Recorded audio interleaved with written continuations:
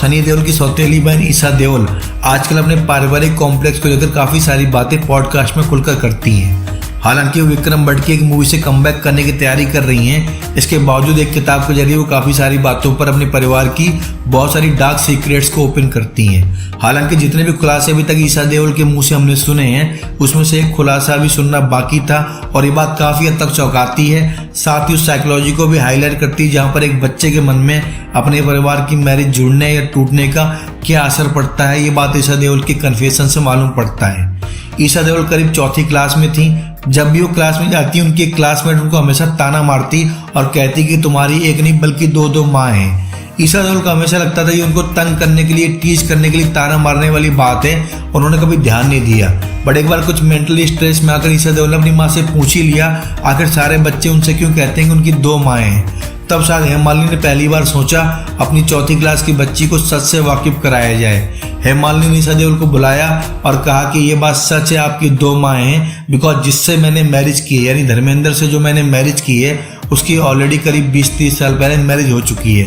1954 के आसपास धर्मेंद्र ने पहली बार प्रकाश कौर से मैरिज की थी और 1980 के आसपास धर्मेंद्र हेमा ने दूसरी मैरिज की थी विदाउट डिवोर्स।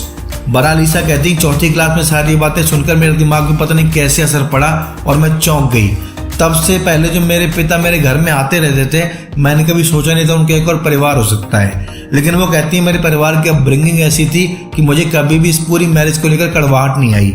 हमें हमेशा अपने पिता का पूरा प्यार मिला, वो आते थे हमारे साथ खाना खाते थे, बट दुख एक बात का है कभी वो घर में रुकते नहीं थे। यानी धर्मेंद्र अपने दूसरे परिवार को जितनी वैल्यू दे सकते थे देते थे, लेकिन लौट कर वो अपने पुराने घर ही जाते थे। ये बात ईशा देओल की दोनों बेटियां धीरे धीरे समय के साथ समझ चुकी थी और जब भी परिवार का गेट टुगेदर होता था जहाँ पर ईशा आना अपनी माँ के साथ जाती थी, तब उनके जहन में एक सवाल जरूर आता था कि आखिर जहाँ पर सबके पेरेंट्स एक साथ होते हैं उनके माँ बाप एक साथ क्यों नहीं है। ईशा देओल ने इस दर्द को सहा, लेकिन समय के साथ साथ वो मैच्योर होती गई और आज उनको लगता है जो भी हुआ ठीक हुआ।